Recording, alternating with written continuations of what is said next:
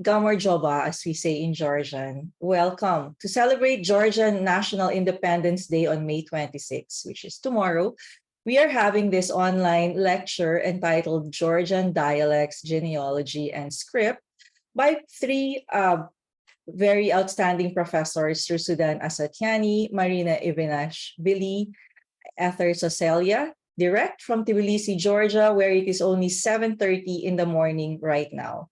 We are very grateful for the generosity of spirit of these three experts who are here with us today to tell us about the Georgian language and its history.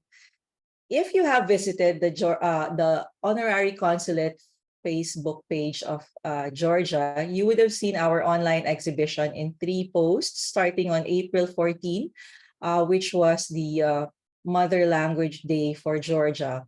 And this event is a continuation of that exhibition. So here's a brief about this lecture. In the south of the linguistically extreme, interesting region of the Caucasus, the mountain of languages, live the Carthavian tribes, Georgians, Mingrelians, Lazas, and Svans, who speak Carthavian languages. Of these, only the Georgian language is recorded in written monuments. It united the Georgian tribes throughout the centuries perpetually, and it was the basis of Georgian statehood. The Georgian language is rich in dialects, namely Kartlian, Meskian, Javaketian, Kaketian, Mithuletian, Mokvian, Tush, Shavian, Kevsur, Imeretian, Rachian, Lekumian, Gurian, Ajarian. All these dialects are in the territory of Georgia. Ingilo or Ingilo, Azerbaijan, Imerkevian in Turkey, and Fereydanian in Iran dialects are represented outside of Georgia.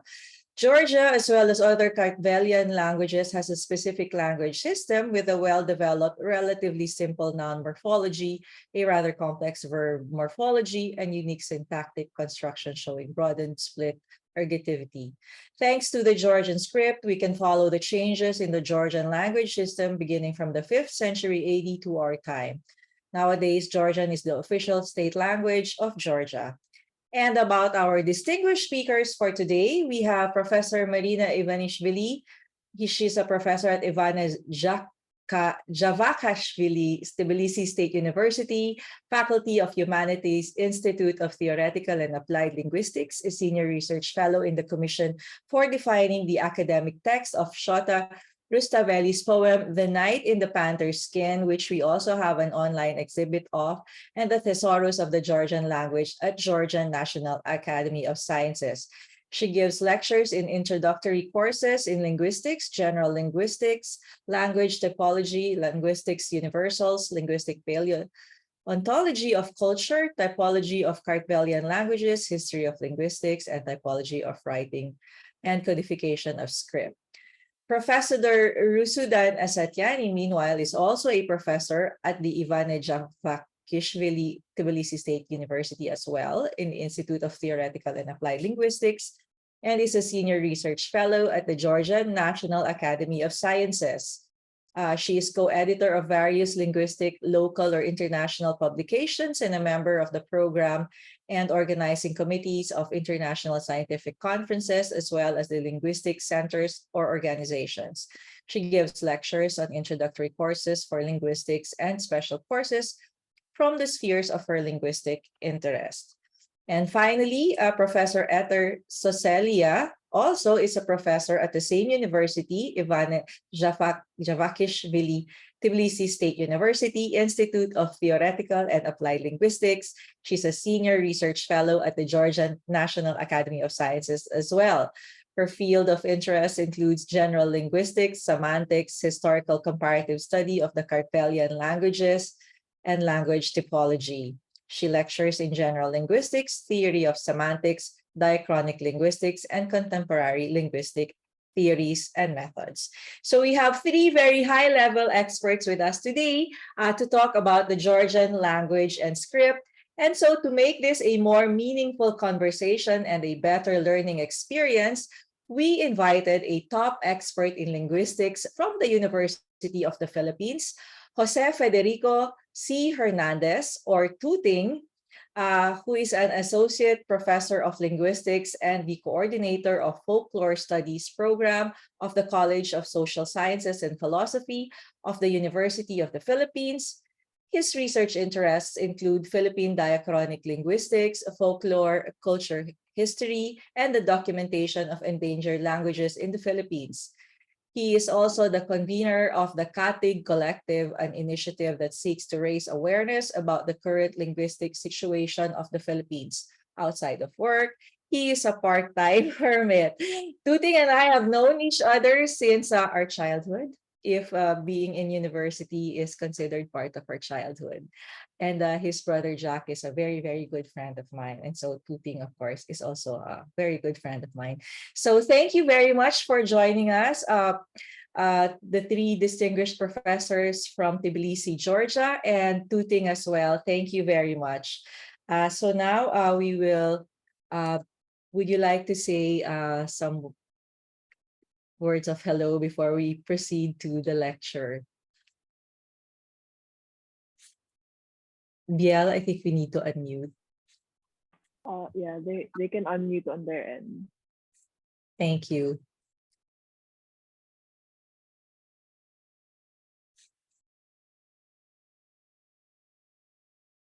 Macharte, Mari.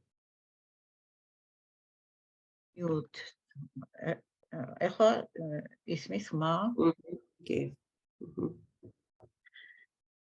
It was a fantastic presentation, and a little talk about the Georgian and about us. Thank you very much, dear Milene, dear friends, for invitation to celebrate the Independence Day of Georgia.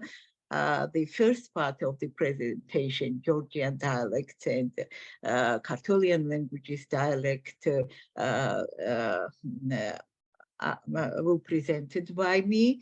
The genealogy of the Kartvelian languages, my dear friend and colleague Eterso Celia, and about the Georgian script, also my dear friend and colleague Rusudana Satiani. We are proud to be the disciples of the famous Georgian linguist Thomas Gamprelidze, the author of the glottal theory, which is the new paradigm linguistic of the 20th century, which is this theory is said to be equal to Ferdinand de Saussure's laryngeal theory for his important works in linguistics, scientists both in Georgia and abroad refer to Thomas Gamprelidze only by one epithet, the Great. Let's start. And I will begin with poetry. Oh, East is East, and the West is West, and never the twain shall meet. It's well known quote by Rudyard Kipling, but I think Georgia is a country where East and West meet each other. And on this ground was created an absolutely unique culture, unique language family, unique folk, etc. Once my friend from Vienna, his famous logician Matthias Bass, told me that Georgia is the lost memory of Europe. I like to repeat this poetic phrase because, in my opinion, it expresses reality and allows us to understand Georgia and Georgians. Orgadadis. Yeah, Orgadadis. Marjorie Abatavidan Shia. Shia.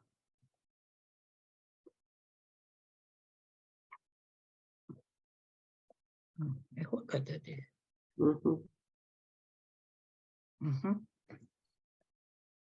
In the form of Georgian language, our ancestors left us the weapon of defense of the national identity, incomparable in its persistence. Who are we? Where do we come from? Who are our relatives? What does the Georgian language world view mean? Why do we Georgian ask from animate beings only about a person who else says like us it rains torrentially? A man in nominative built in present tense, but a man in ergative in past built, and etc. Our ancestors well understood the special importance of the language phenomena. That's why they spread the Georgian language and called Georgia the country where the liturgy was in the Georgian language. They established the Georgian alphabet, praised the native language. We are writing, translating, cultivating, and sowing, building, fighting, creating Georgian culture. They left us the formula of preserving and saving our identity, language, homeland, faith. So that we would not lose, not give up the responsibility to the motherland, traditions, and the usual course of the homeland. As Ioannis Abanise, the Georgian hagiography notes in the 8th century. In the south of the linguistically extremely interesting region of the Caucasus, the mountain of languages, live the Kartvelian tribes, Georgians, Migrelian, Laz, Chants. It's another name of Laz and Swans who speak Kartvelian languages. Of these, only the Georgian language is recorded in written monuments. It united the Georgian tribes throughout the centuries continually, and it was the basis of the Georgian statehood. Thanks for the Georgian script, we can follow the development of the Georgian language. It would be more accurate to say the change from the 5th century AD to our times. The Georgian written language has a proven 16th century history. We can discuss how the old Georgian language was transformed into modern Georgian, what changes is underwent during 1,600 years. This will be the historical study of the language. That is the historical grammar, one branch of studying a language with a diachronic aspect. But the language is spread out in space as well. We, the speakers of the language, live in a certain geographical area. The spread of a language in any area is accompanied by the emergence of different varieties of the language dialect. The Georgian language is rich in dialect, as Milene said, namely Kartlian, Meschetian, Javachian, Kachetian, Tiuletian, Mohevian, Tushian, Pshavian, Hefsurian, Imeretian, Rachian. You can see that in a little territory is the colored and the many dialects of Georgian language. All these dialects are in the territory of the Georgia, only in Giron, in Azerbaijan, in Merhevian, Turkey, and Pereidanian, Iran dialects are represented outside of Georgia. Dialectology, linguistic geography, and archaeolinguistics should be defined as mutually complementary branches. Dialectology deals with dialect as a particular expression of a given linguistic system. Linguistic geography sheds light on the identical forms of speech all over the territory of the distribution of a language or cognate languages. Archaeolinguistics considers the result of the interrelationship and the contact between languages and their dialects in a given geographical region. The use of the principles of linguistic geography has specified the Kartvelian languages, bringing to light identical tendencies even in territory remote dialects. No linguistic chart in a static entity, for it may differ synchronically depending on the point of view of consideration. and diachronically. In the course of time, the boundaries of the distribution of language and their dialects change. The linguistic and social linguistic aspects of the assessment of languages may serve an example of the former. The system from the linguistic point of view may be considered a dialect in the social linguistic aspect, i.e. in terms of its sphere of functioning. On the basis of general linguistic tendencies, it's possible to identify three main areas of the dialects of the Kartvelian languages. I will return. The dialects of the northern area of Georgian, it's the northern part, are Tushian, Khevsurian, Mokhevian, Aparachian, and the subdialects of Glola, Hebi, and Chiora. This area includes the dialects of the Swan language as well. The dialects of the central area are Kakhetian, Kartlian, Apaimeretian, Lovarachian, Ingiluan, and Fereidanian are branches of Kakhetian, Meschian, which is close to Kartlian dialect, and should also be included here. However, a stream is found in it that evidence and analogy with Gurian and Acharya. And the last, the dialects of the southwest are Acharyan, Gurian, Lower Imeretian, and Imerchevian. Zan belongs to this area. The areal analysis brings to the surface the results of context of languages. The influence of languages may be manifested at any level in phonetics, in morphology, in syntax. In the vocabulary, the influence of languages is made manifest the existence of borrowings. Incidentally, the borrowing of words reveals the character of the cultural economic relations existing between people.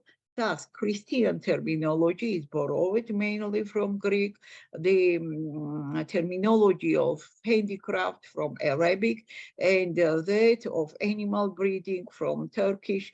There are many Georgian borrowings in the other languages too: Persian, Ossetic, Armenian, Turkish.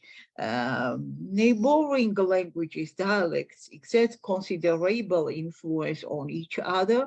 However, a tendency to detachment, preserving of uniqueness does exist.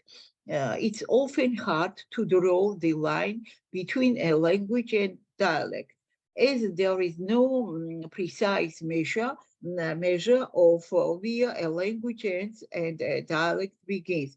The criteria of mutual understanding is not accurate either.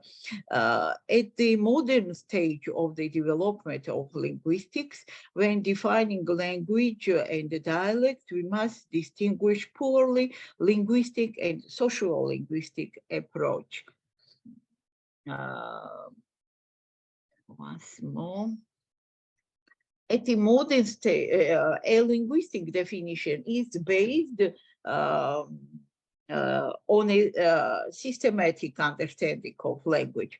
If speech is unintelligible without special learning of the rules system determining the speech, i.e., it cannot perform the basic communicative function of language, the speech is considered an independent language system, and vice versa. If it's understandable without special learning of the rules, as a dialect. For example, if we travel from Lagodehi, it's the Lagodehi. By the way, I am from Kakheti, from Lagodehi, and continue the way in Zugdidi, Megrelia, where is our Zugdidi, and then in Swaneti, in the north part of Georgia, we will see that as we move westward, spoken communication becomes more difficult in terms of intelligibility. A Kakhetian without special study of Kartlian or Emiratian dialects can make understand the interlocutor perfectly, but Migrelian, Las, and so on, never. According to the above definitions, Georgian, Migrelian, and so on are independent language system and qualify as languages. The social linguistic definition is based on the social nature of a language. If any speech in a certain society functions as an intra-family communication system and cultural, religious, and public functions are realized by a common literary language, which is related to the speech, then the speech is considered a dialect. According to such a definition, Georgian, Migrelian, Las, Chan is another name of Las, and Swan are dialects of the common literary state language, while, for example, Armenian, Ossetic, or Azerbaijan, which are also domestically used languages in Georgia, still qualify as independent languages as long as they are not relative of Kartvelian languages. Armenian, Ossetic are the Indo-European languages, and Azerbaijan is a representative of the Turkic languages family, linguistically its dialect. In relation to the common Kartvelian language, Georgian, Migrelian, Las, Chan, and Swan are Proto-Kartvelian historical dialects, which as a result of diachronic transformation of the structural feature of the interhyphed common Kartvelian language create specific independent language systems and are modern Kartvelian languages. The conditional name of Migrelian and Las, Chan is Zan, Olchian. This term was created based on the fact that the Swans, Kabardians, call the Migrelians Zans even now. Confia village names in Imereti, Zana, Zanati, Sazano, Wadi Las, Chans, are referred to as Sans, Zans in ancient historical sources. Strabo, Prokofiev in Caesarea,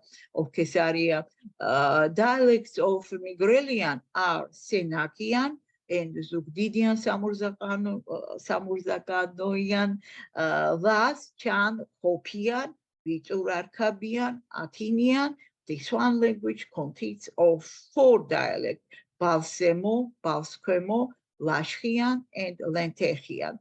The status of the second state language in Georgia is awarded to Abkhazia. Language, the Abkhazian population in 93,000, according to the data of 1989. The Abkhazian language is a member of the Iberian Caucasian language family. It's not the relative or Georgian language, Kartvelian language family, namely the Northwest branch of Iberian Caucasian language family. Nowadays, Abkhazia and South Ossetia, so-called South Ossetia, are unfortunately occupied by Russia. It's a little talk about the very, very interesting Georgian and Kartvelian dialects, and Etersocelia will tell you about the genealogy of the Kartvelian language. Please, my darling. Now close your presentation, please. Over here. Yes. Mhm.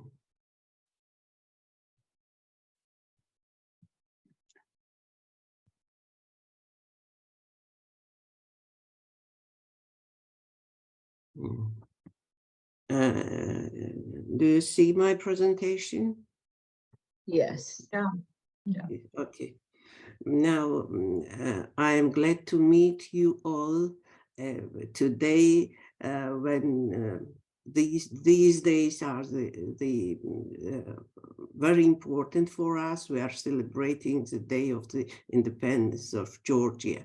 It's great honor for me to be among the presenters today, and thank you very much for the invitation.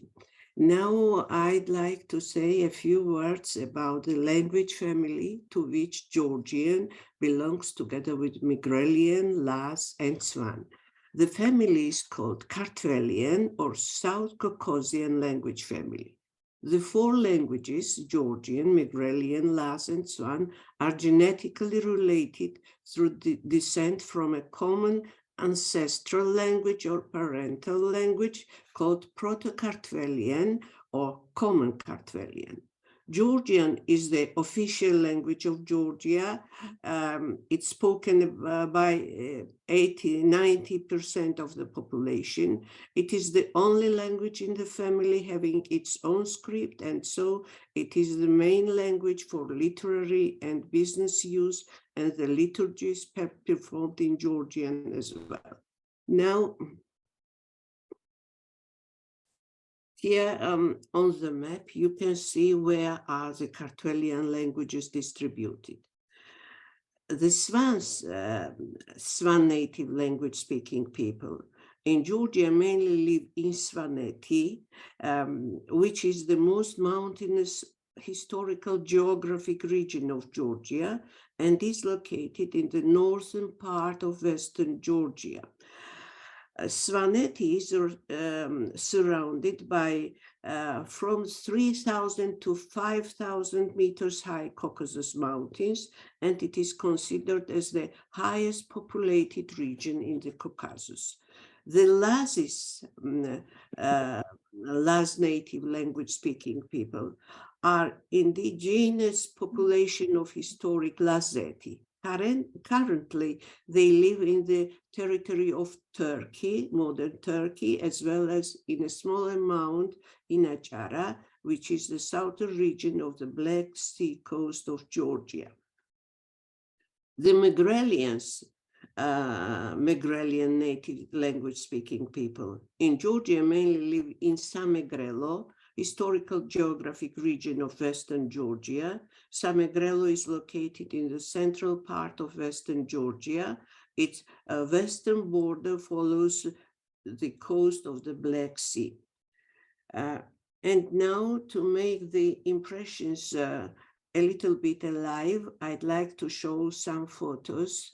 Here you can see the capital of Georgia, Tbilisi. And the next photo is of the Jvari Monastery. It is a 6th century Georgian Orthodox monastery. It stands on the Rocky Mountains top at the confluence of the Tvari and Daragwe rivers. You can see this site on the photo as well.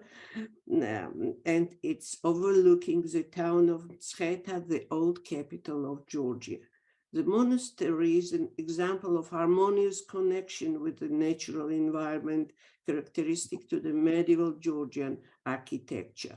Along with other historic structures of Mtsketa, the monastery was listed as a World Heritage Site by UNESCO in 1994. The next photo it shows the mountains of Svaneti. As I have said, Svaneti is a mountainous region. So here you can see how do they look in Svaneti, and the highest with 2 peaks, this one is Mountain Shara, 5,201 meter height. And the next photo is the photo of the village of Uzhguli, located at the altitude of 2,100 meters near to the foot of Shara. it is one of the highest continuously inhabited settlements in Europe. The most notable feature of the village of Ushguli are the defensive towers. You can see them here, the towers, defensive towers, tower houses found throughout the community. These houses are from 3 to 5 stories tall, and they were built primarily between the 9th and 12th centuries. Because of their preservation and traditional architecture, Ushguli was recognized as a UNESCO World Heritage Site in 1996. And now let us see the view of Samegrelo. It's Lake Paljastomi, a small lake connected to the Black Sea by a narrow channel. And the next photo is the photo of the typical Megrelian house, Megruli Oda, they call it. It has existed for more than this house existed for more than 170 years. The ancient wooden house, which is of historical importance, has been granted the status of a cultural heritage monument. And the next photo shows small Laz villages on the territory of Turkey. And the next one is the photo of Laz village, Sarpi, located on the border of Georgia and Turkey. It's about 80 meters above the sea level. Now let us go back to the comparative historical study. And in comparative historical linguistics, the third family of languages refers to the tree model of language origination, which makes use of a metaphor comparing languages to people in a biological family tree. Linguists therefore describe the Dota languages within a language family as being genetically related. The author of the genealogical tree of the Kartvelian languages is Gerhard Ulrich Waldemar Deters, German linguist, Kartvelologist, and cocosiologist. According to Deters' tree models, you can see the very first language that diverged from the Proto-Kartvelian is and has been formed as an independent language is Swan. Correspondingly, the second branch was formed as Common Georgian Megrelian Laz or Common Georgian Zan. Zan denotes the Common Megrelian Laz language.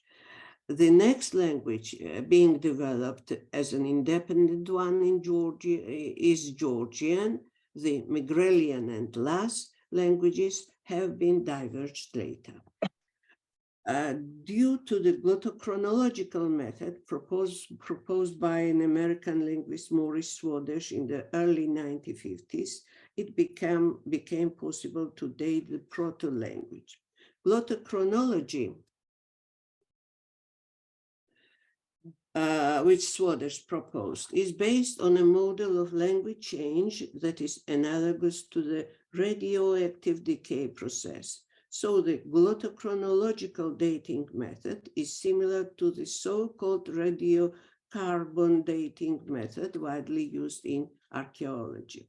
The glottochronological model assumes that there is a certain set of universal meanings that are lexicalized in every language. Such lexical units form the basic vocabulary of a given language.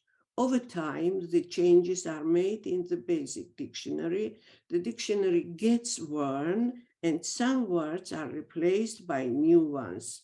Phonetic changes are not implied in the process of replacement.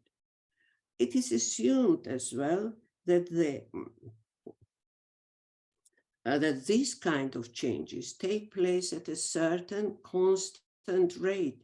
Thus, when it is known how many items in a given language are preserved from the basic dictionary of the ancestral language, and also the rate of changes is known, The chronological distance between the proto-language and given language can be calculated. It means the proto-language can be dated. The presented glottochronological model necessarily implied the establishment of a universal list of meanings and the determination of the rate of change of the basic dictionary. As a result of researching extensive linguistic data for different languages, such a list was compiled, known as the Swadesh list. Two versions of Swadesh lists are known: 100-word and 200-word list. On the basis of the empirical data, the rate of change of the basic dictionary was determined as well. Although in his calculations, Swadesh is based on the measure of preservation, that is the proportion of forms preserved from the source basic dictionary, the value of which was determined as 0.86 per millennium for a 100-word list and 0.81 per millennium for a 200-word list. Based on the glottochronological method, the calculations have been performed on the one hand by Georgy Klimov, Russian linguist, philologist, and on the other hand by Tomas Gamkrelidze and Givi Machavarian. According to Klimov's calculation, it was based on 100-word list. The dates are 2nd millennium BC for Proto-Kartvelian and 8th century BC for Common Georgian Zan. According to Gamkrelidze Machavarian's calculation, it was based on 200-word list. The dates are 10th century BC for Proto-Kartvelian, the turn of our era for Common Georgian Zan. I am not going to speak about the linguistic structure of the Kartvelian languages, but in order to create a certain idea of the differences and similarities between the Kartvelian languages, I would like to present one small folk verse in each of four languages. Now here you can see the translation. The sun is my mother, the moon is my father, those tiny, tiny stars are my sisters and brother. It sounds in Georgia like this: Mze deda chemi, tvare mama chemi, es tsuri varsklavebi dada dzma chemi. In Swan it sounds like this: Mish dedale mishkwi, doshtul mama mishkwi, chochra chochra amit waskiler, jemil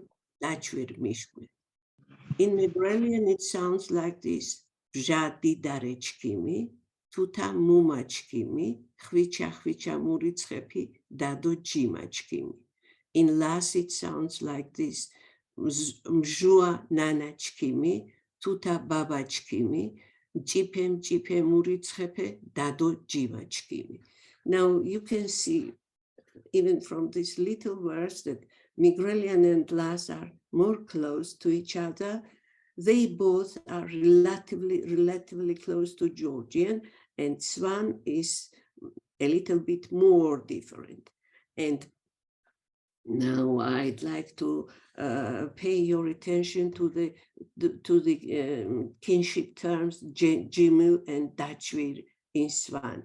They are very specific terms, because Jimil denotes brother for the sister, and there is another term for brother, mukhbe, which denotes the brother for the brother. So, and the same is for the Dachvir term. Dachvir denotes sister for the sister, and udil, there is another term for sister, which denotes sister for the brother.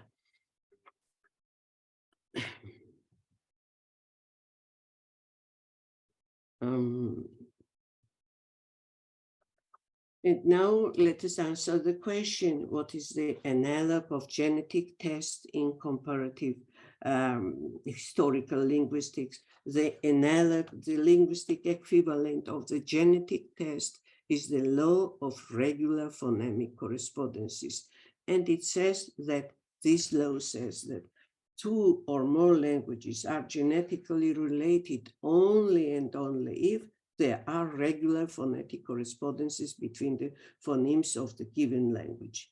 In order to understand what regular phonemic correspondences mean, let us consider one example from the Kartvelian language.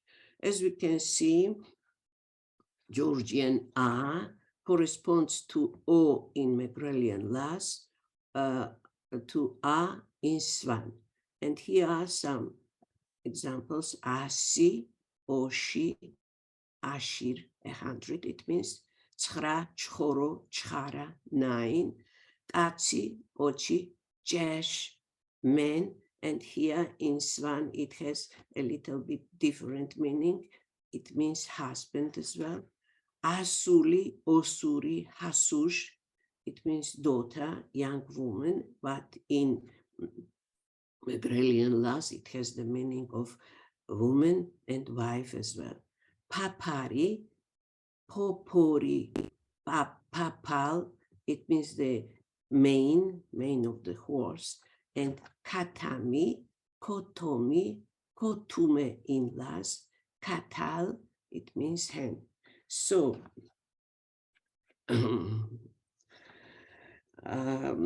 when such correspondences are established between all the phonemes of the comparable languages, then those languages are genetically related.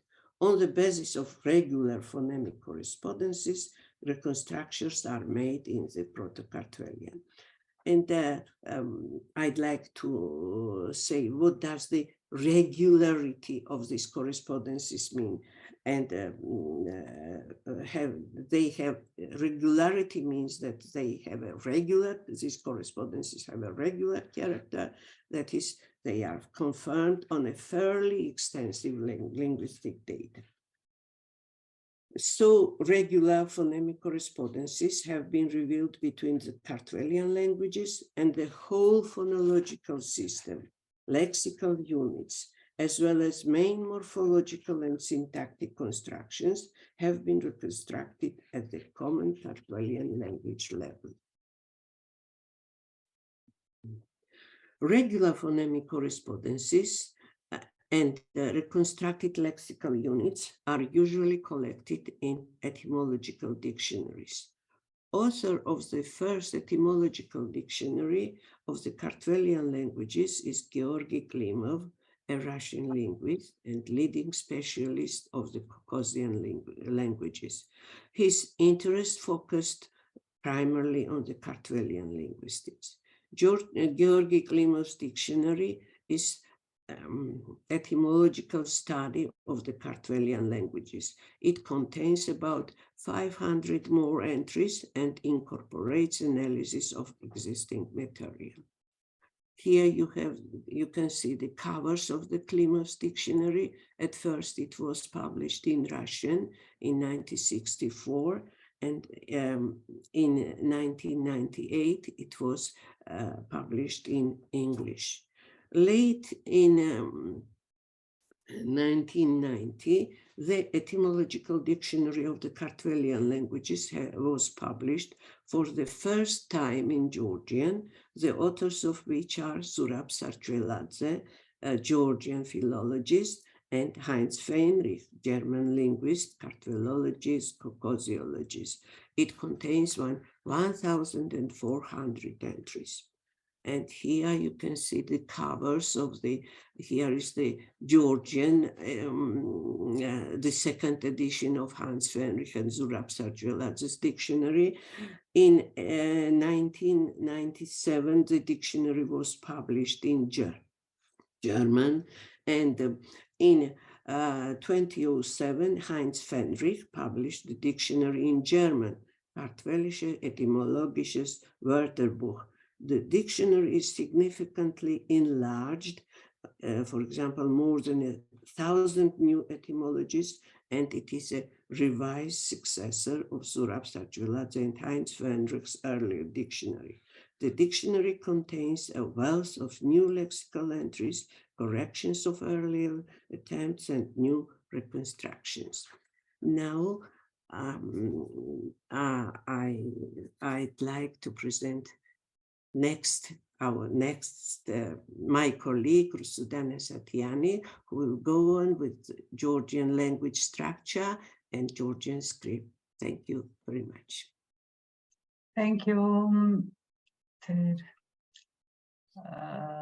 Please. Yes, just a moment. Yes.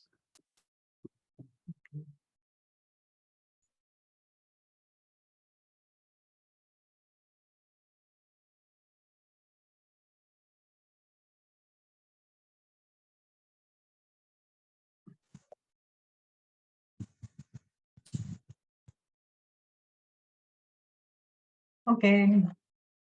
Once more, thank you to give us possibility to have this talk. We're a small nation, just 4 million of us, and we never been more than this. It's somehow strange because how we keep ourselves, I don't know, it's somehow fantastic. All over the centuries, such a small nation, and still we are here, we are with you. And for us, it's very important. Thank you, that all people realize that we are Georgians, and we call ourselves Kartveli. This is our name. So now I'll give you very brief information about the structure of Kartveli Ena, Georgian language. How Milena mentioned, it's really interesting that all Kartvelian languages are specifically exotic and could give us important information for cross-linguistic and typological study. And that's why scientists, linguists all over the world are interested in this language. This is one that exotic system is interesting for them. And the second reason is that we can't say that Georgian is not a well-studied language. We have some observations about Georgian grammar and about Georgian language, Kartveliana, beginning from ancient period. And here you can see some names, Ioane Petriție, Premțire. Oh, that's the first Georgian grammar was made by Mario Major, who was the missionary who came to this place and describe our language. And Anton Katalikos, Georgian scientist, not scientist, clerical person, he also made his first grammar of Georgian language. And then some tradition of Kartvelology is founded, and I have to mention the names of Georgian scholars, Ahlediani, Shanidze, Chikobava, Gambrelidze, Majavariani, etc. A lot of. And the most important for us are international scholars who founders of linguistic tradition, we can say so, of course.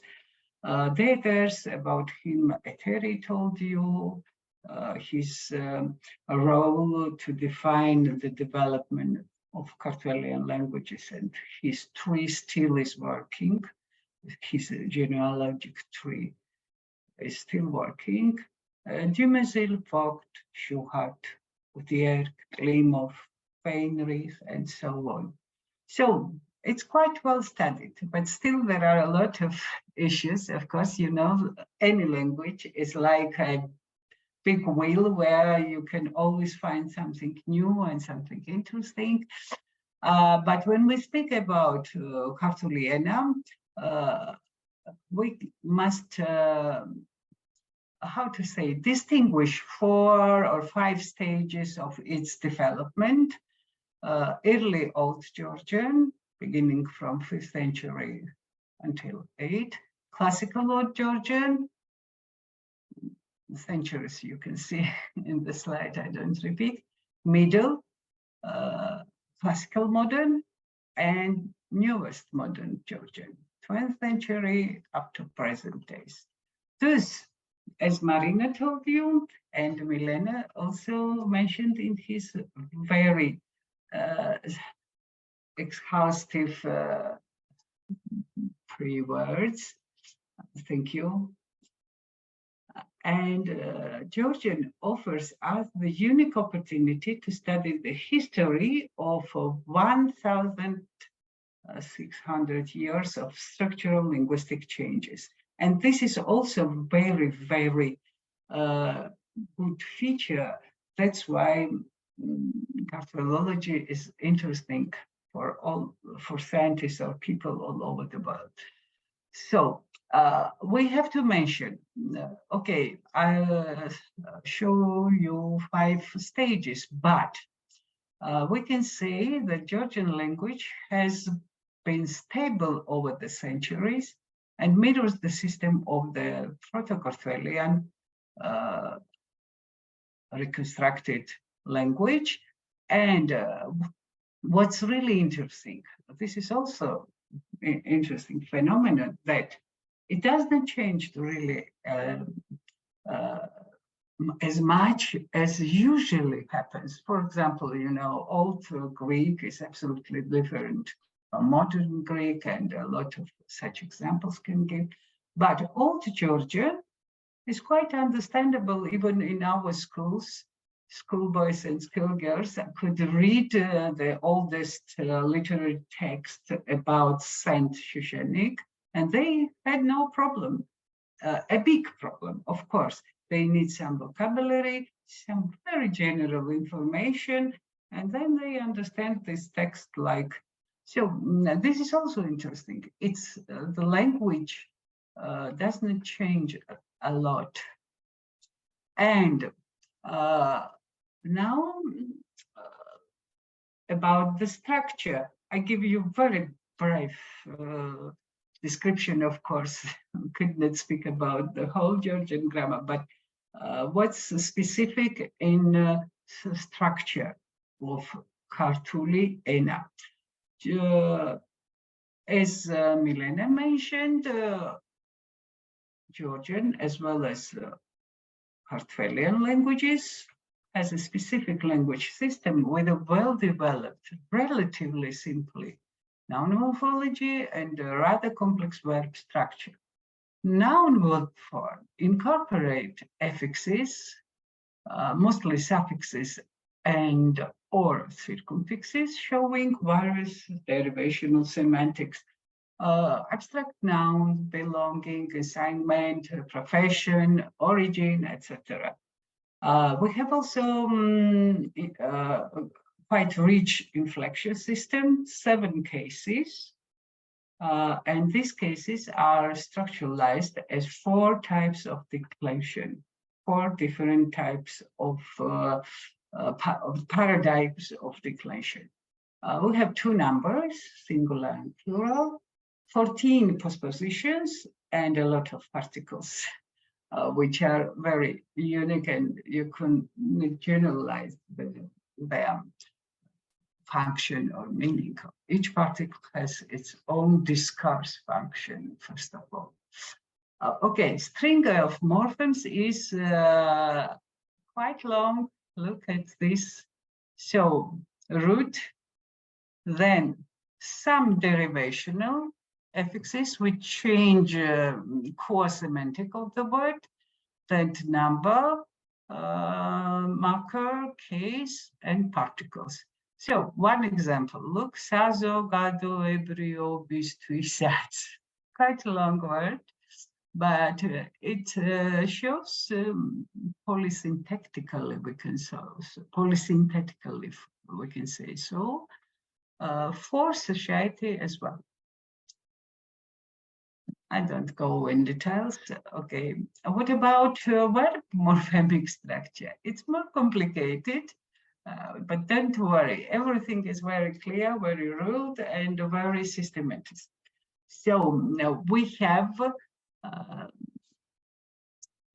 principle of agglutination, and alongside flexion builds a string of morphemes and shows polysynthetic verb morphology. Look, we have 10 positions.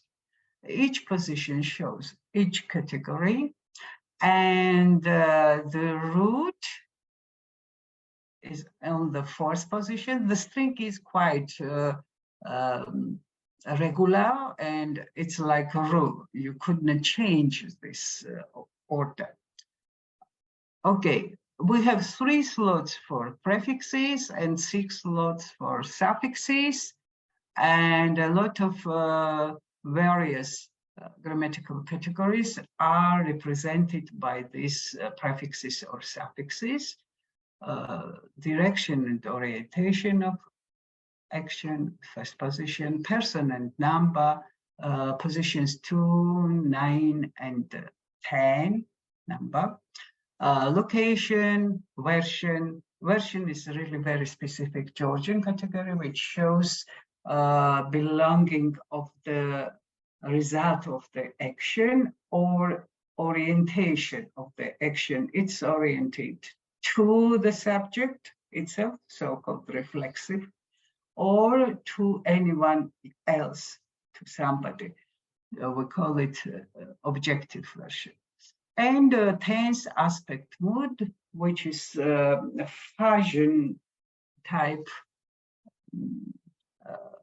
category, because all these 3 meanings could be represented by one marker. It must be mentioned that specificity of Georgian language system is a polypersonality of the verb forms. Look, the form hatavs represents subject, sir, and object as well. So we have the markers in the word form. So pronouns are discursively redundant. You couldn't use them because the form mhatavs means she paints me. And look, just for give you some effective examples. Okay, positions are 10, but we never have all these markers in verb form. The maximum length is 9. So this is like the whole sentence. Dialects means if only somebody would make you write something. So it's like a sentence. And another combination, but also the maximum shows maximum length of the form is Dialects.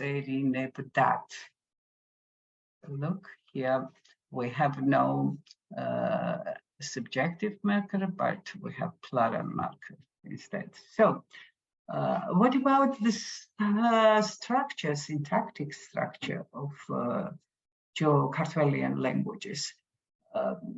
Usually, any language, universally, the core syntax is defined by verb and arguments, nouns. It's arguments, nouns. If you follow 10 years theory, actants.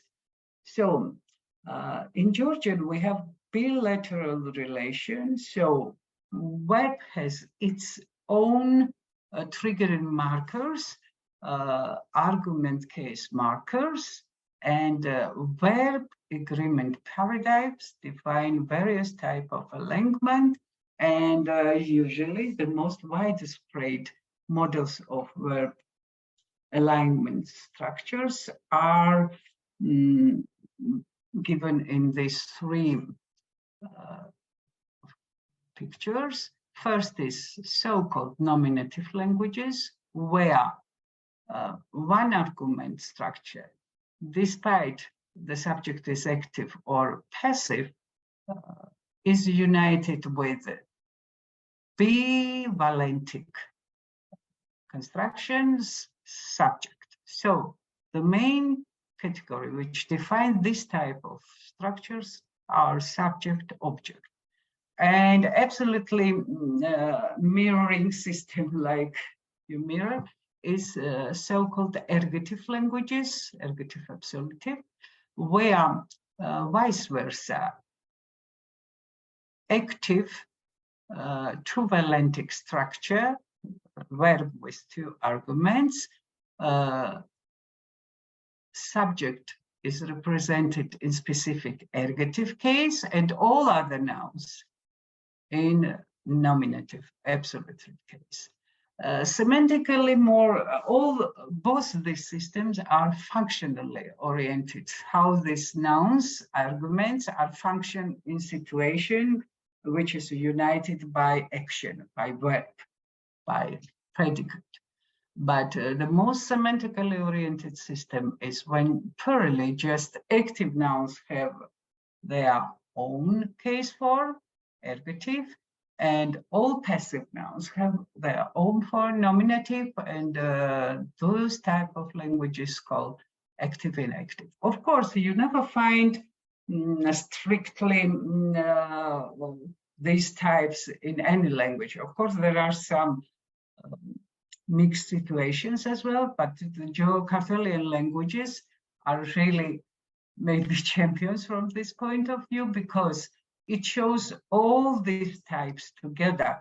And that's why we can say that in the Kartvelian languages, we have broadened split ergativity. What does it mean? So in present tense, we have this nominative type system.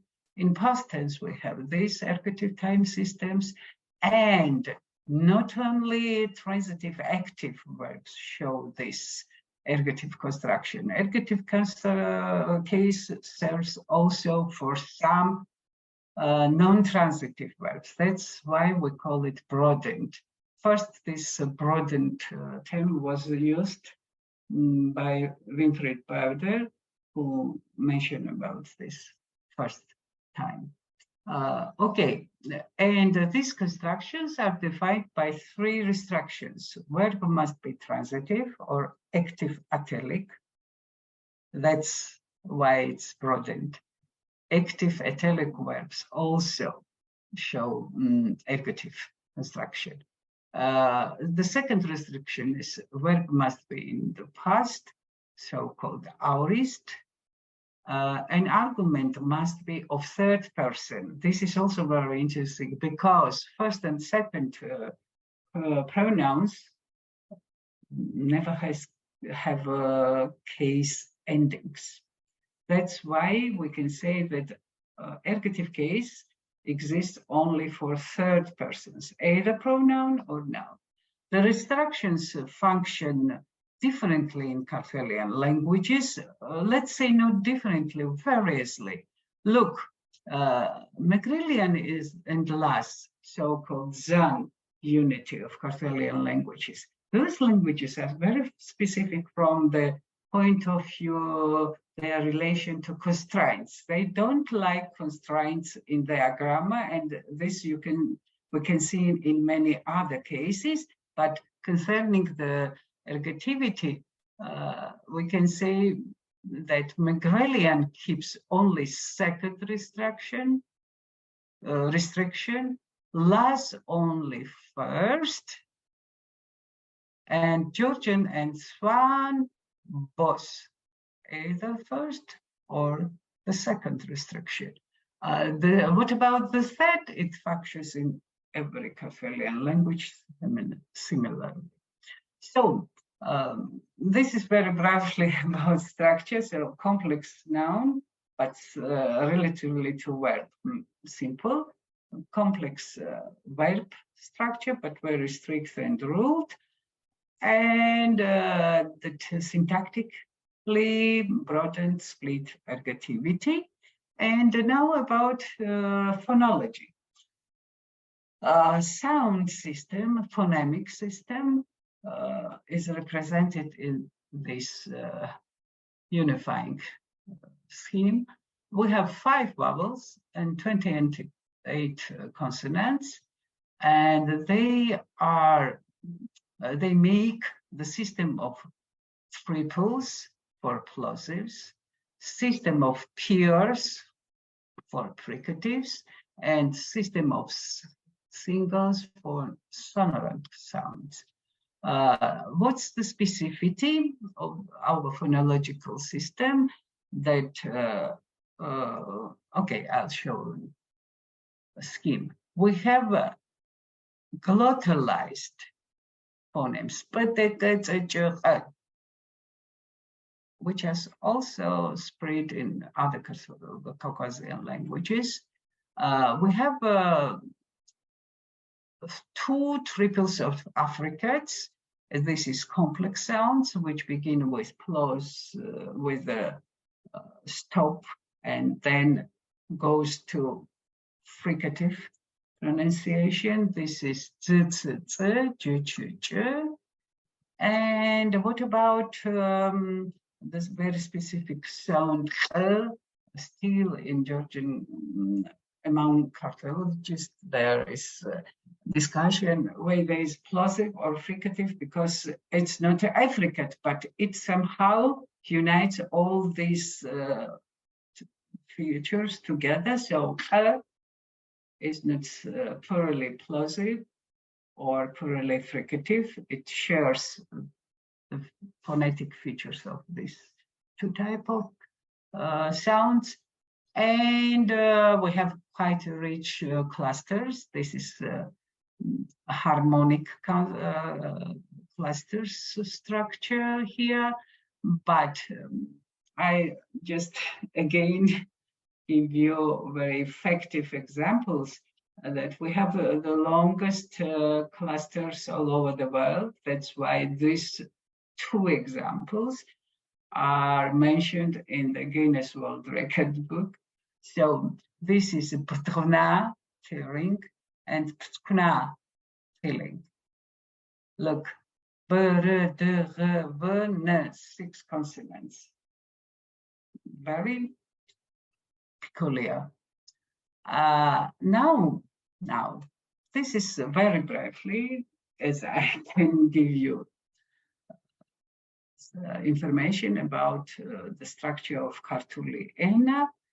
And after phonology, it's quite easy to go to describe the Georgian writing system, because the Georgian writing system is alphabetic and it's almost fully phonological, which is quite rare. What does it mean? That we have 28 consonants, 5 vowels, 33 phonemes, and we have 33 letters. And there is one-to-one correspondence between letters and phonemes. That's why in Georgian we have no reading and writing rules. It's written exactly as it's pronounced, and vice versa. According to some scientists, the Georgian alphabet was created based on the Semitic alphabet in the 4th century before Christ, while others believe that it was created based on the Greek alphabet in the 4th century. Of course, all the scientists have their arguments, and we'll speak about this a bit later. The oldest documents of Georgian writing originate from the 5th century in the Asomtavruli versions. That's also interesting that we have 3 versions of Georgian alphabet. These alphabets are not independent. It's somehow diachronic development of Tuxus, how Asomtavruli in 19th century becomes Nuskha Khutsuri, and in 12th century in Mkhedruli. Mkhedruli is used by Georgian to this day. Just only very little reform was made in 19th century when Ilya Jajavade discarded 5 letters that phonologically became redundant for Georgian language, and now we have still a very phonological alphabet. Okay, now some time for relaxing. I want to show you the pictures that small break. Just look at. It's a little bit fast maybe, but impression of Georgian manuscripts.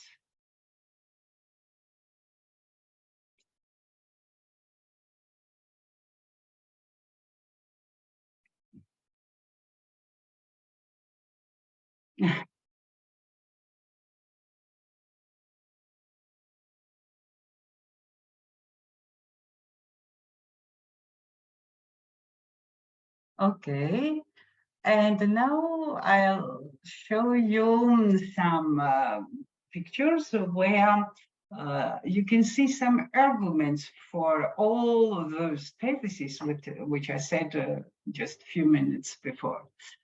For example, if you put together Semitic alphabet, Greek alphabet, and Georgian alphabet, and follow which string is repeated in Georgian alphabetic order. It's absolutely clear. Oh, first of all, we have to realize why our alphabet doesn't change its order. Why we always say A, B, C, D and never A, F, G, C or something like that? Because all alphabets in an ancient time have two functions. First of all, of course, they refer to sound, but the second is that they refer to numeric value as well. That's why the string is very ordered, regular, and we couldn't change, because if we change the string, the numeric value disappears. So if you will have a time and are interested, you can do this investigation yourself. Which alphabet is repeated string, I mean order of letters, is repeated in Georgian alphabetic system? Just for example, let's look at this sound. This is the sh, hissing sound. In Semitic languages, is existing only hissing sounds, and they have no corresponding wheezing sounds. But in Greek, we have vice versa. There is s, but there is no sh. Look, in Georgian, we have both. We have s and sh as well. And curricle is what we have in this place. Look, s. It means that even in this one case, we repeat Greek order and not order of Phoenician or other Semitic language. So you can find yourself all other arguments. So structurally, it's absolutely clear that Georgian alphabet follows Greek. And here are some arguments for both theory. Either Georgian alphabet is created on base Semitic or Greek. What kind of arguments, criteria are important? Of course, there must be historical conditions, because it's not that like somebody wants to create alphabets, it's and do it. You have a historical condition for this. And of course, in a lot of cases, we have historical references about this fact creation of alphabet. The most important is archaeology. So if we have archaeology, there is no question, but if we have no, the question is open, because we never know what's in the earth still. Okay, data of creation, and as far as alphabets mostly created in Christian time, and the type of chronological thinking comes real. Usually we have information who and when creates this alphabet. Of course, structure, about this we already spoke, and a lot of scientists' work investigated this issue. So look at the plus minuses. And even Semitic theory has more pluses. We have very, very important minuses here. We have no archaeology, which is absolutely clear for the second approach. And there is no structural similarity between Semitic. More, of course, alphabet string order is the same as in Greek. So these two minuses are really very important, but still, what about Greek origin? Still, we have there two very important minuses because there is no information about the date of creation and who was created this alphabet. And this is somehow strange because there are cases when, for example, we don't know when and who, but still it's exceptional. Usually we know.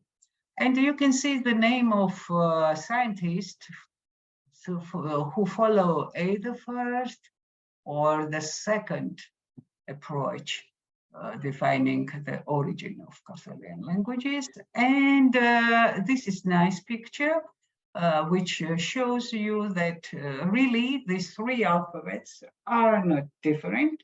And this is the development of tuxus. How people writing, it depends on material, where they were writing. For example, from Wales, Asam Tavruli, we go to Nuskha Khutsuri because Georgians began to write on skin and they needed to use more space more economically. And look, Khedruli first version, which is not standardized, and stages of development. They show how this alphabet comes to its new form, its real today's form. And the scheme which summarizes everything together. Look, first line is Asam Tavruli, second line is Nuskha Khutsuri, third line is Khedruli. Then comes the name of letters which are not semantically have no meaning. It's like poetic. Anbangandonen means a tongue, like make. It's poetic string. Then we have transliteration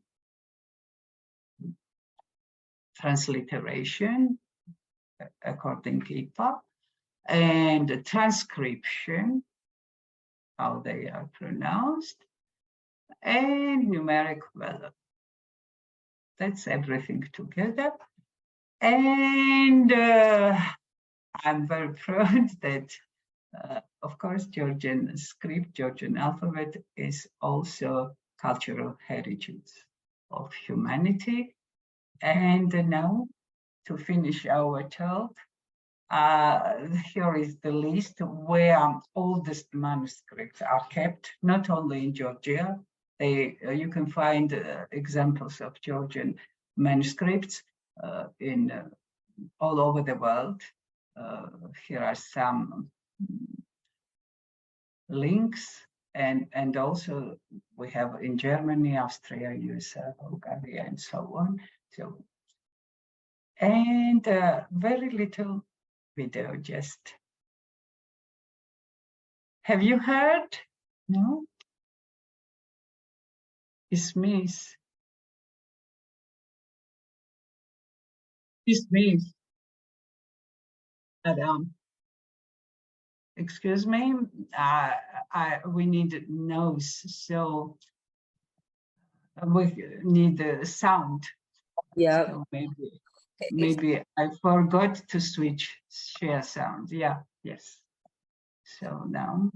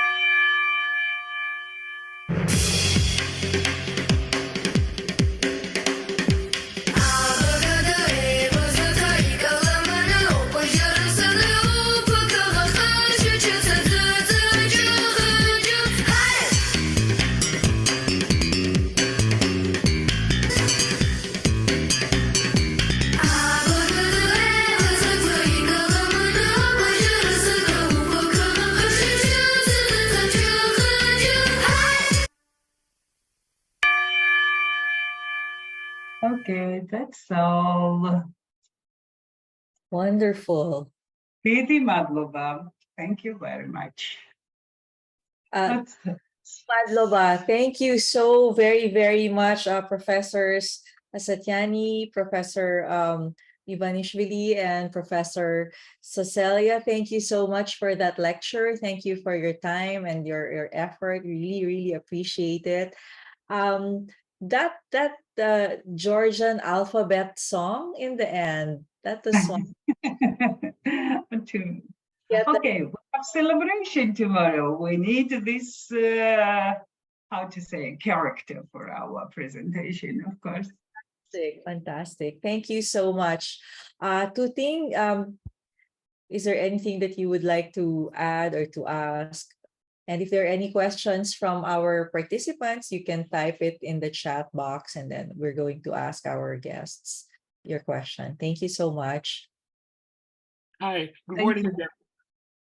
Let me just say that my little nerdy heart is full from all this information about the Georgian language.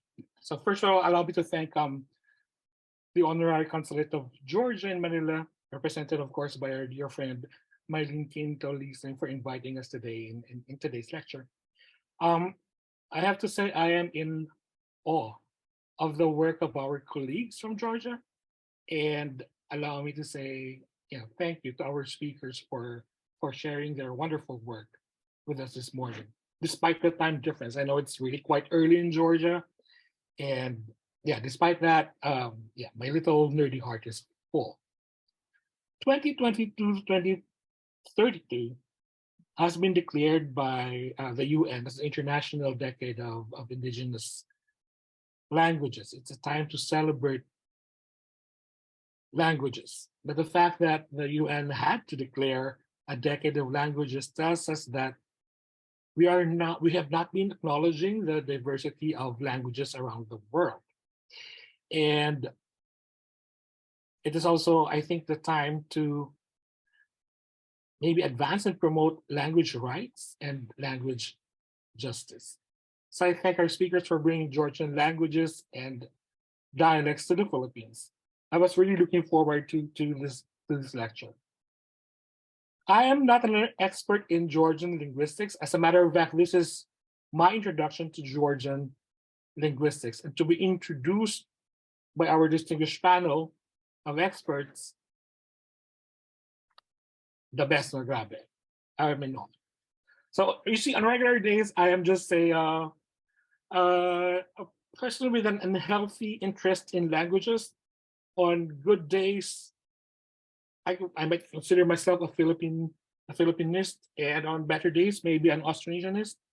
My training is in historical linguistics, and having listened to the lecture, there are a lot of information, a lot of questions in my mind, but I will try to limit them to two questions about diversity, vitality, origins, and of course scripts, while our audience prepare their questions. So let me just get the ball rolling.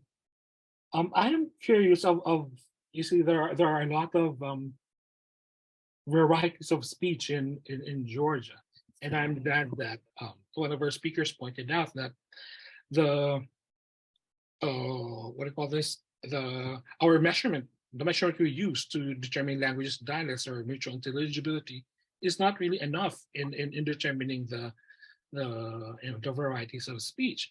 So I think one of the things that's quite curious to me is about the dialect geography of the area is what contributed to such diverse developments of this varieties in the area. I noticed when you showed the pictures of Georgia, there are a lot of mountains. Did the mountains contribute to the diversity of the languages in the area? So maybe that's my first question. Anyone could answer? Is the topography of the area, did it contribute to the diversity of the place in terms of dialectal differences? Yeah, there is a very interesting linguistic map made by Joost Kippert. By the way, we wanted to include this slide as well, which shows that Caucasus is really absolutely unique region where you can find a lot of types languages. Maybe some of them are related, some are typologically similar. Cross-linguistically, this region is really very interesting for investigation, because in small socio-linguistic area, you have a lot of varieties, a lot of languages. 49 after Tacna's languages in Caucasus, 49. Small region, I don't mean Georgian, I mean all Caucasus.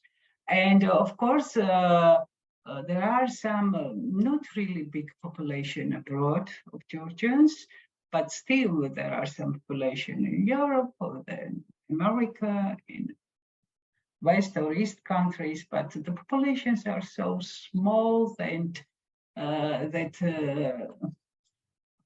I don't know, they have no real dialectical differences. If we don't speak about, as Marina and Milena also mentioned, Pereidan, they are in other linguistic surrounding for centuries, and that's why their dialect little bit changed, not a lot. That's also very interesting. And in Turkey, some dialects. But in other countries, do you understand your question correctly? It was your interest? Yeah. My question is, why are there so many different languages and dialects? What are the factors, sociolinguistically, or maybe because of the geography, that allowed for all both reasons? Because Caucasus is mountainous. One village is quite far from another. That's the condition that the same language develops in different, maybe not say different, variously. Okay, this is more correct word, I think. So this is understandable for this geographic region, mountains, sea. Okay, even we have mountain between East and West Georgia. So we have a geographic picture of this. This is, of course, very important issue. And also, you are right, social-linguistic points are really interesting, because all these people are sometime together, sometime diversing. But what about Kartvelian languages? We can say that all over the history, they are always together. What about other Caucasian languages? Even genealogically, it's not clear. Are we related or not? It's not clear, not really good investigations. But what's pity that if we speak about this relation, it goes really very, very, very deep to history, where historical comparative linguistic methodology doesn't work at all. Mm. If we go so deep, then we have no other methodology to analyze. Are they related or not? Marina wants to. Charte microphone, Mari. I want to add some remark because historical point of view is very important, because the feudalism in Georgia will continue till nowadays, and this region lived in different style, and they different, they have not the communication between this, and it was the one very important reason for differentiation. And because of this, for example, in Russia, so large territory, yes, and there are only 3 dialects. And in Georgian, in a small territory, we have the 16 dialects in territory of Georgia, and only 3 outside of the Georgia, yes. And it's dependent on the historical, unfortunately, we have very strong history. Everybody knows about this, and the differentiation, I think, is dependent in not only historical or social linguistics point of view, but historically, and this polyphony, which is sound from Georgian songs, dancing, the manner of our habitual traditions and clothes. Maybe you have the attention of that map. It's very, very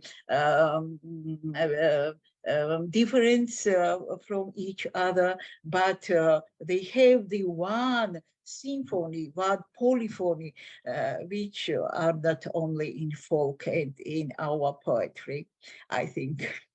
Thank you. May I continue in a little bit funny example? I'm sure that Milena knows Khachapuri because she was in Georgia, and definitely she knows Khachapuri. And Khachapuri is a very good example how the same could be different. Maybe this is our tolerance. I don't know psychologists could think about this, but Khachapuri is the same, cheese and bread, but every region bakes it differently. With Milena, do you agree with me? Come to Georgia and you will see how this variety could be the same. Yes. Okay, look. That it's glorious and colored. of Okay, did you try a Georgian Khachapuri, Milena? Or Emiratian or Megrelian? This is funny, but really very good example. egg on top. And Rusiko remarks about the tolerance, and it's a very important issue, of course, because in one little place in Tbilisi, you can see the church, Orthodox church, and Catholic and synagogue, and our history shows that we have not there was no genocide, no, and everybody can live till nowadays in Georgia. And repeated that one, our colleague from London, maybe you know, Robert Cooper, once said that I get the life experience from Georgia and from you, because everything is together, you see, and West culture, East culture, and synthesized and very unique. It's not because for we are Georgian and everybody loves their homeland, and we also, but it's a unique culture, I think. And because of these are interesting for Milena, for you, and for again, example for food, culinary. This is really important, that I think that culinary is most strong side of a culture which does not undergo globalization. Everybody likes what he used to eat. And of course, you can find every kind of food in Georgia if you arrive now, beginning from east to west, any kind of restaurants, but still Georgians like to eat khachapuri. And example for food, look, even Georgian tolerance. We're small nations, but we never make big ambitious. What I mean, in here in Georgia, nuts are very important ingredients for Georgian foods, but we call it Greek nuts because nuts, this plant, came from Greek, and still we call it Greek nuts. Or Turkish coffee. We never say Georgian coffee. It's quite different, but it comes from Turkey. So we always keep this information. Look, I this is. I think this is very important. The acknowledging diversity that eventually led to the maintenance of all these different languages and culinary experiences and then culinary culture. I think that's quite special. The acknowledgement of the. And don't think that this is modern situation. Even when you come to Georgia, we can go to Dmanisi, where you can see that a million years ago, there were different layers of different cultures, of different people. You can find here in the Greek community or everything. So it's not nowadays situation. Always Georgia, our fortune and unfortunate, by the way, at the same time, because everybody is interesting. Strategic Silk Road way or a border with the East and West, and always everybody was interesting, and always here live different people with different languages, with different traditions. Yeah. Sorry, the human migration and crossing through Georgia has been documented through a long period of time, going back as far as 1.8 million years, as Professor Asaitiani mentioned in Dmanisi, where they have found. Have you been, Milena? You are a real Georgian. 1.8 million years old. And now they're finding new fossils in Orosmani as well. And in Manisi alone, you have 3 layers of occupation. Human occupation, so the medieval, and then the Bronze Age, and then you have the early humans from 1.8 million years ago. So yeah, it's a beautiful place. And Tuting, I would love to one day travel to Georgia with you, and we will eat together and drink together, Georgia. Okay. The oldest wine producers in the world. They are scientifically known to be the oldest wine producers in the world, dating back 8,000 years ago. Yeah. And so maybe I'm not a psychologist, but linguistics give me way to speak about psychology as well. So language shows me that our tolerance is put into language. Look, we have a fantastic word, "sauco," which morphologically means something for foreigner, but semantically it's the best beautiful thing. Could you see how we are thinking? The best for foreigner, for guest. And this is linguistic information about our hospitality and tolerance. And of course, our dears, we are such a small nation, always with us, little population. How without tolerance we could keep ourselves? This is also pragmatic reason.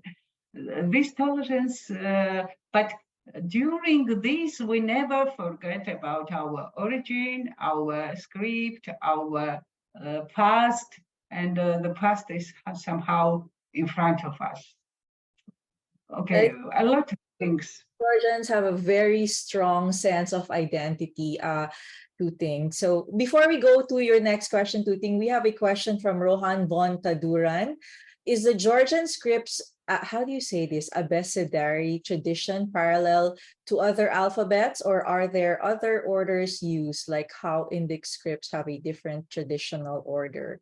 So he has a few. Okay, so this is okay. As I said you during my presentation, it was very brief, but still the order could be just structurally repeats Greek order. Of course, Greek alphabet is also source for other alphabets, and especially after Latinization, Latin alphabet is the source for all European languages. So we can find, of course, some similarities with all these alphabets. But if you go deep in history, this is, of course, Old Greek, the relation. And everything becomes because from Greek develops Latin, from Latin develops other alphabets, and still we have some. Is it what? Oh, sorry, excuse me. Yes, Tuting, you had another question? I have a question about the scripts as well. Who wrote this? The documents that you showed, are these mainly in churches and official documents, or are there documents written by regular folk about regular things, about the everyday? Yeah, this is absolutely sorry that I wanted to mention this, but somehow missed this information. These three alphabets still are functioning in Georgian, but they have diverse functions. Okay, Asum Tavruli mostly used if we built new church, and because for wall script they are perfect, 2 lines, big letters, rounded, beautiful, like ornaments.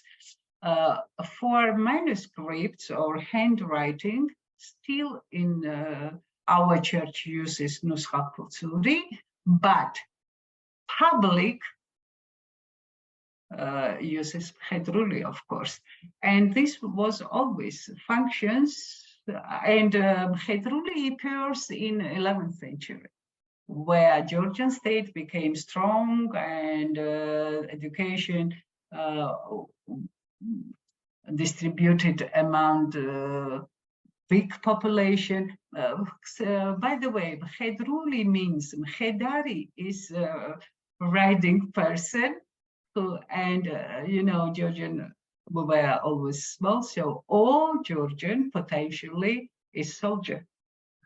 So Hedruli means that alphabet for soldiers, for those who are, okay, even a new word, Sajaro, public.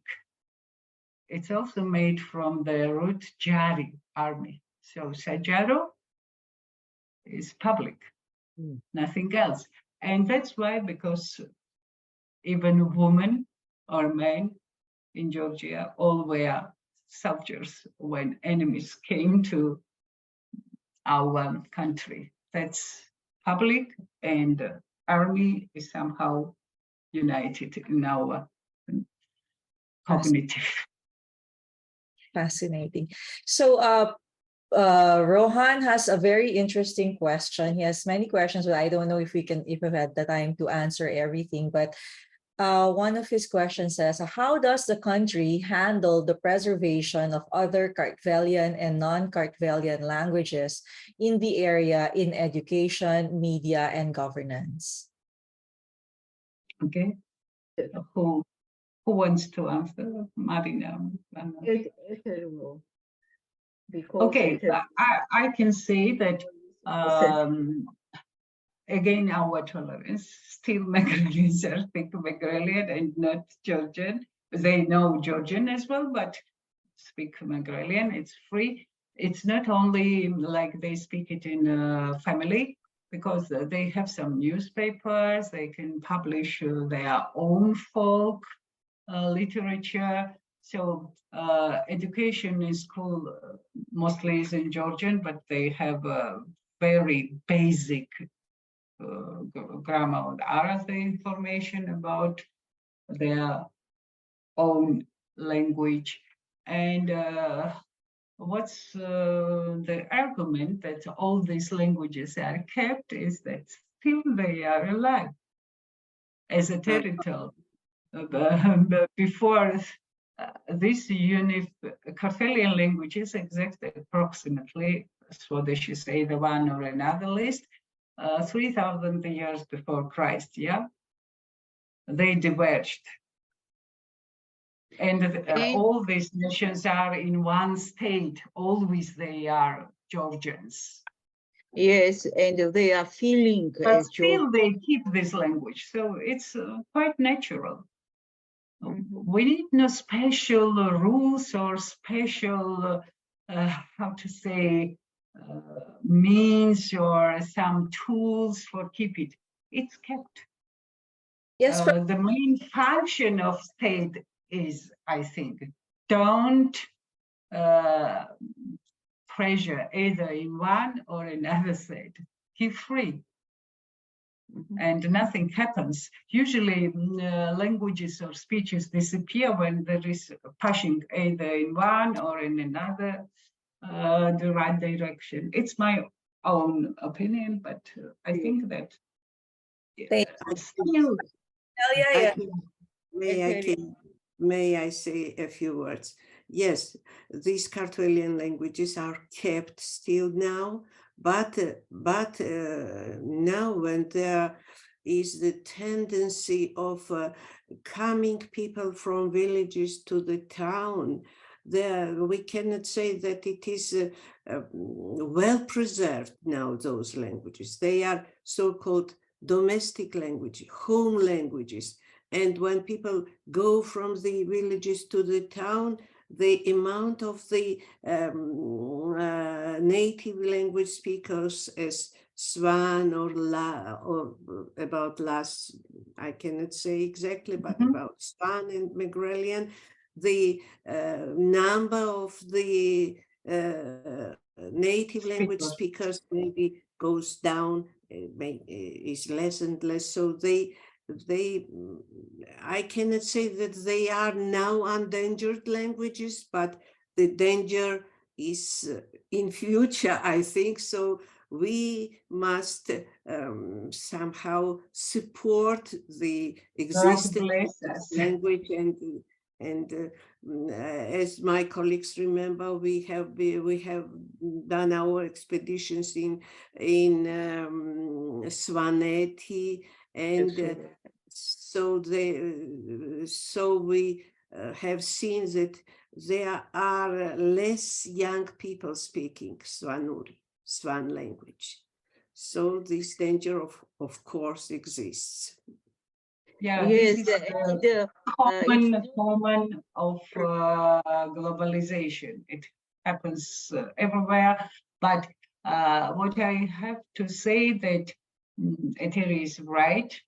This is tendency spread all over the world, that globalization makes those little languages for disappearing, but still,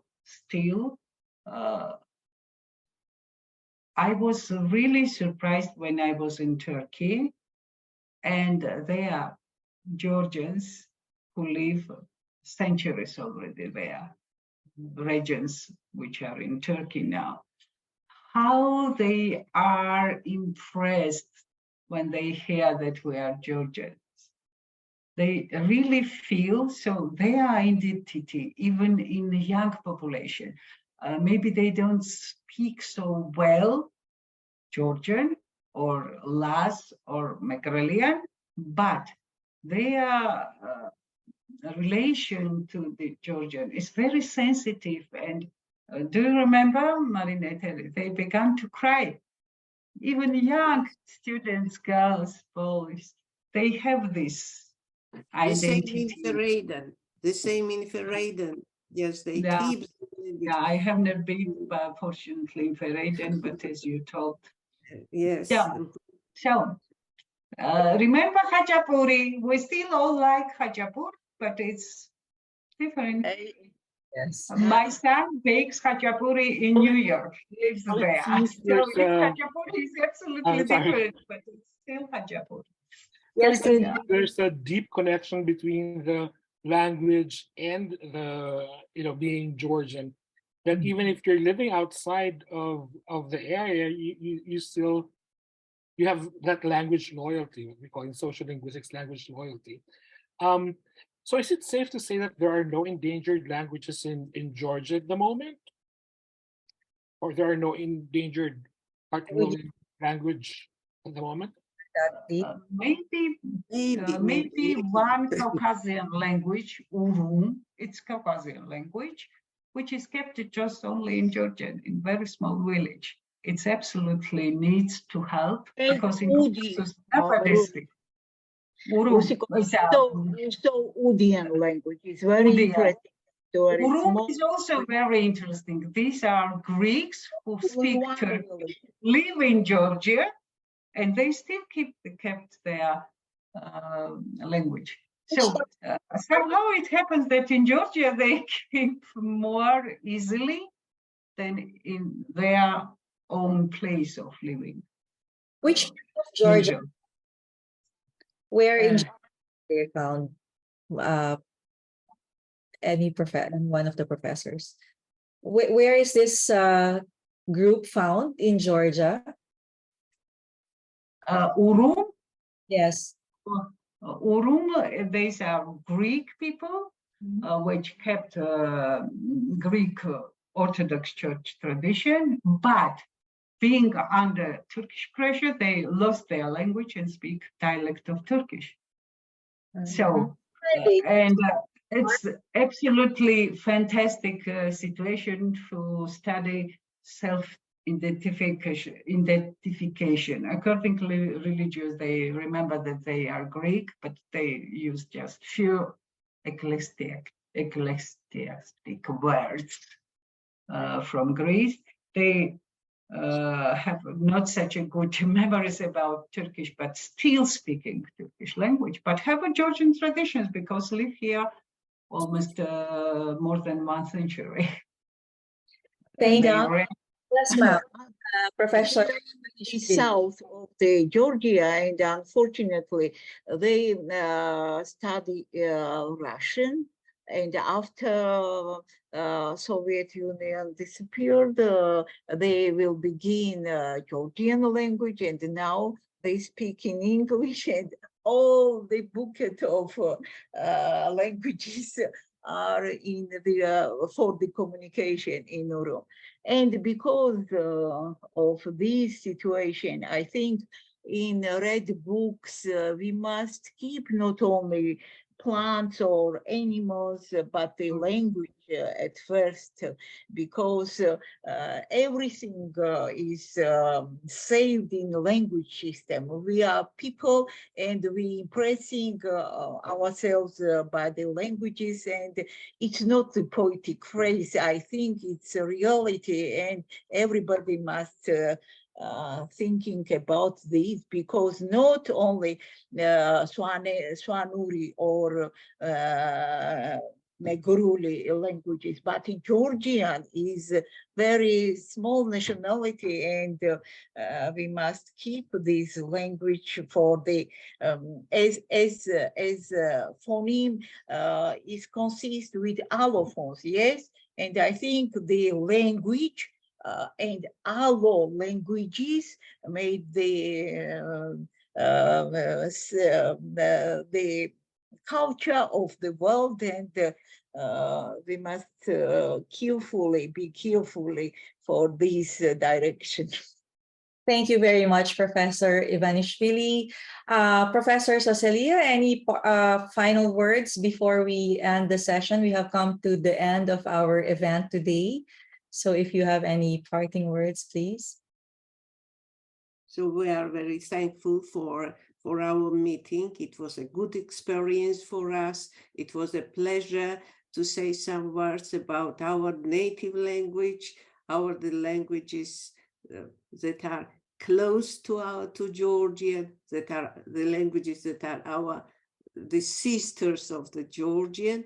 So we will be pleased if you get enough information and if our speeches were interesting for you. Thank you so much. Very much. Professor Asatyani, some parting words, please. Thank you. I have to join Terry. And again, just remember, we are small nations, 3 millions, almost, no, maybe 4, but approximately, according last census. And maybe we are also endangered because now in global world, we also are very small nation. And thank you, because for us it's really very important that somebody is interested in our culture, because this is the sign that we are really exist. Okay, do you understand? Remember the word household. For us, it's very important that foreigners somehow realize that we exist, we are still here. We're like all the babies because we are 3-4 millions, and old because we have a language, tradition, and culture, definitely beginning from 5th century. And historical. Thank you so much for your time and your insights and for sharing your expertise. Professors Marina Ivanishvili, Professor Ether Socelia, and Professor Rusudan Asatyani, thank you so very, very much for being with us today. We'd also like to acknowledge the help of, and we're very grateful to David Lord Kipanidze, Director General of the Georgian National Museum, for putting us in touch with our 3 distinguished guests today. And we are also very, very endlessly grateful to our friend from the University of the Philippines, Jesus Federico Hernandez, Tuting, my great friend, who has also done some lectures on linguistics in my class at the Ateneo de Manila University. Thank you so much for being so generous with your time and your efforts. Tuting, any parting words from you? Yeah, I hope I can visit soon and learn more about Georgian, because it's really fascinating.